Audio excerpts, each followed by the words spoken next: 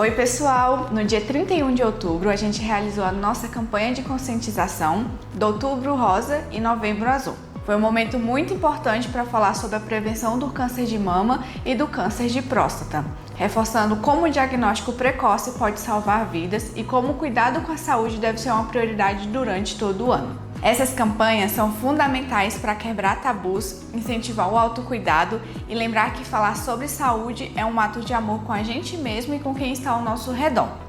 Para deixar tudo mais leve e gostoso, entregamos uma cartilha com informações essenciais e brigadeiros deliciosos e temáticos.